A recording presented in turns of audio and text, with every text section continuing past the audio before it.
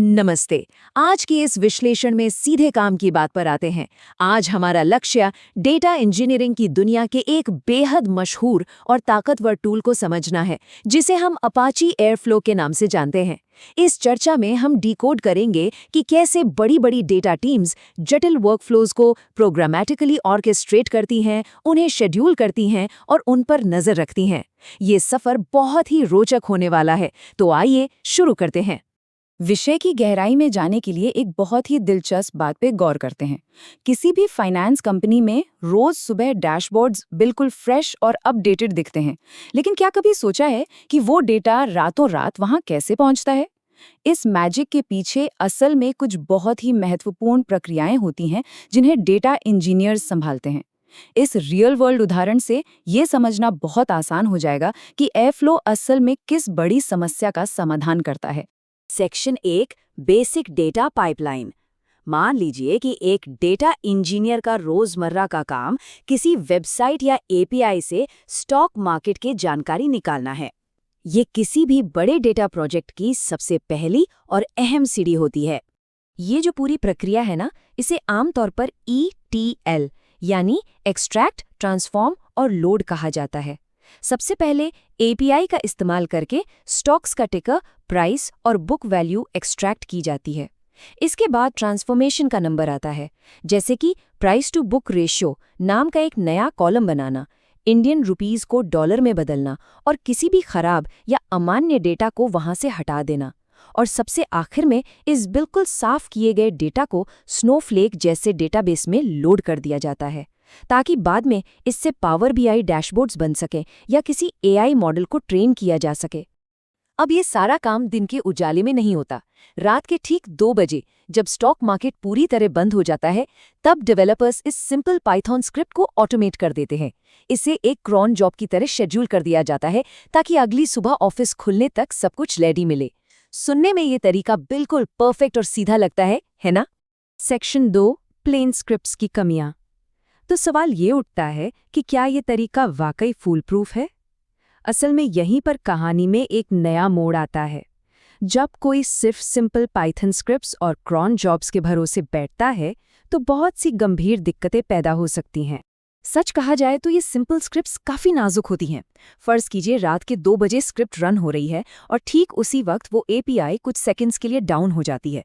Python script वहीं तुरंत fail हो जाएगी और इसके बाद का ट्रांसफॉर्म और लोड स्टेप तो कभी पूरा ही नहीं होगा।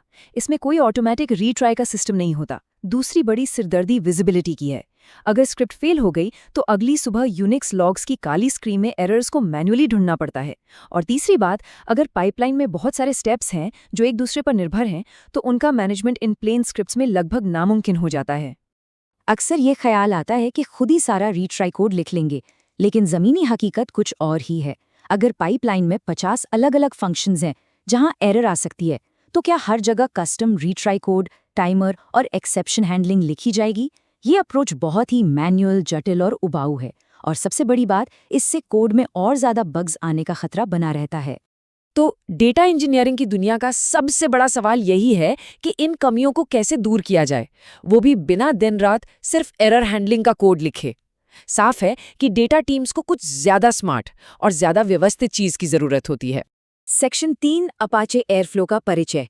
और बस यही एंट्री होती है हमारे आज के असली हीरो की, जो डेटा की दुनिया के लिए सच में एक गेम चेंजर है।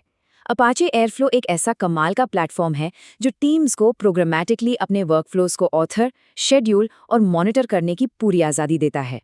एयरफ्लो को गहराई से समझने के लिए इसके सबसे खास कॉन्सेप्ट डैग यानी DAG को समझना बहुत ज़रूरी है। इसका पूरा नाम है डायरेक्टेड असाइक्लिक ग्राफ। सुनने में भले ही ये बहुत भारी भरकम लगे, लेकिन इसका काम बड़ा सीधा है। डायरेक्टेड का मतलब है कि डेटा हमेशा एक ही दिशा में आगे बढ़ता है, जैसे एक्सट्रैक्ट से ट्रांसफॉर्म की तरफ। एसाइक्लिक का मतलब है कि इसमें कोई लूप नहीं होता, यानी डेटा वापस पीछे नहीं मुड़ सकता। और ग्राफ का मतलब है कि इस पूरे स्ट्रक्चर को विजुअली एक चार्ट की तरह देखा जा सकता है। ये डेटा टास्क को बिना किसी कंफ्यूजन के बिल्कुल सही क्रम में लगाता है। लंबे चौड़े कोड लिखने के झंझट के बजाय एयरफ्लो चीज़ों को एकदम आसान बना देता है। इसमें डिक्लेरेटिव कॉन्फ़िगरेशन का इस्तेमाल होता है। इसका सीधा सा मतलब ये है कि अगर किसी टास्क के फेल होने पर उसे 3 बार दोबारा चलाना है तो बस एक छोटा सा पैरामीटर रीट्राइज 3 सेट कर दिया जाता है। अगर 5 मिनट का डिले चाहिए तो रीट्राई डिले 5 मिनट्स लिख दिया जाता है ना, एकदम आसान। इससे नए बग्स पैदा होने का रिस्क ना के बराबर रह जाता है। सेक्शन 4 विजुअल इंटरफेस का फायदा। एयरफ्लो सिर्फ बैकएंड तक ही सीमित नहीं है। इसका यूजर इंटरफेस ही वो चीज़ है जो इसे बाकियों से एकदम अलग और खास बनाता है। इसका यूआई कमाल का है। इसमें पाइपलाइन का पूरा ग्राफिकल व्यू मिलता है जो बिल्कुल सटीक तरीके से बताता है कि कोई काम कितनी देर में हुआ। जैसे कि किसी टास्क को पूरा होने में 3.49 सेकंड्स लगे, अगला रन कब होने वाला है ये भी एकदम सामने दिख जाता है। इसके अलावा बिना किसी बाहरी टूल की मदद के हर एक स्टेप के लॉग्स वहीं मौजूद होते हैं। और अगर रात के 2 बजे का इंतजार नहीं करना है तो बस एक मैनुअल ट्रिगर बटन दबाइए और पाइपलाइन उसी वक्त रन हो जाएगी। और हाँ, अलर्ट्स के मामले में भी ये पीछे नहीं है। इसे सीधे स्लैक जैसे टूल से जोड़ा जा सकता है। अगर कोई पाइपलाइन बीच में ही टूट जाती है या फेल हो जाती है तो तुरंत पूरी टीम को नोटिफिकेशन चला जाता है ताकि बिना समय गंवाए उसे ठीक किया जा सके।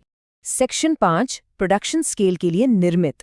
अभी तक तो हमने बस एक छोटी सी 3 स्टेप वाली पाइपलाइन की बात की, लेकिन असल दुनिया में बड़ी कंपनियों की डेटा पाइपलाइंस इतनी छोटी और साधारण नहीं होती। एयरफ्लो को डिज़ाइन ही बड़े और एंटरप्राइज लेवल के ऑपरेशंस को संभालने के लिए किया गया है। जब बात बहुत बड़े स्केल की होती है तो एयरफ्लो डिस्ट्रीब्यूटेड वर्कर्स का इस्तेमाल करता है। इसका मतलब है कि अगर कोई बहुत बड़ी प्रोडक्शन पाइपलाइन है जिसमें सैकड़ों जटिल स्टेप्स शामिल हैं, तो एयरफ्लो उन कामों को अलग-अलग मशीनों या वर्कर्स के बीच बांट देता है। इससे बहुत सारे काम एक ही समय में एक साथ पूरे होते हैं, जिसे पैरेलल एग्जीक्यूशन कहते हैं। इससे समय की जो बचत होती है वो वाकई जबरदस्त है। इसकी ताकत का एक और बड़ा राज है इसके शानदार इंटीग्रेशंस। एयरफ्लो बिल्कुल भी अकेला काम नहीं करता। इसमें पहले से ही बने हुए ढेरों ऑपरेटर्स मौजूद हैं। चाहे AWS क्लाउड का इस्तेमाल करना हो, किसी डेटा लेक से जुड़ना हो या कोई एक्सटर्नल टूल हो, एयरफ्लो के पास उन सभी से कनेक्ट करने के लिए इनबिल्ट व्यवस्था होती है। इससे डेवलपर्स को हर बार पहिया दोबारा नहीं बनाना पड़ता। अगर हम एक क्विक तुलना करें तो एक तरफ वो पुरानी प्लेन पाइथन स्क्रिप्ट्स हैं। उन्हें शुरू में लिखना तो आसान लगता है, लेकिन बाद में रीट्राई मैनुअल हो जाते हैं। लॉग्स देखना एक बुरे सपने जैसा होता है और वे सिर्फ एक ही मशीन पर चलती हैं। वहीं दूसरी तरफ अपाचे एयरफ्लो में शुरुआत में इंफ्रास्ट्रक्चर सेटअप करने में थोड़ी मेहनत ज़रूर लगती है, लेकिन एक बार सेटअप हो गया तो डिक्लेरेटिव रीट्राई, बेहतरीन यूआई मॉनिटरिंग और डिस्ट्रीब्यूटेड स्केल जैसे फायदे इस मेहनत को पूरी तरह से वसूल कर देते हैं। अब हम इस विश्लेषण के बिल्कुल आखिर में आ गए हैं, लेकिन जाते जाते एक बड़ा सवाल सोचने पर मजबूर करता है। एक बार जब अपाचे एयरफ्लो जैसे कमाल के टूल के जरिए डेटा ऑर्केस्ट्रेशन की ये बुनियादी बातें समझ आ जाती हैं, तो आगे चलकर डेटा टीम्स भविष्य की और भी विशाल और भी जटिल डेटा पाइपलाइंस को कैसे डिज़ाइन करेंगी। संभावनाएं सच में असीमित हैं। इस चर्चा का हिस्सा बनने के लिए बहुत बहुत धन्यवाद।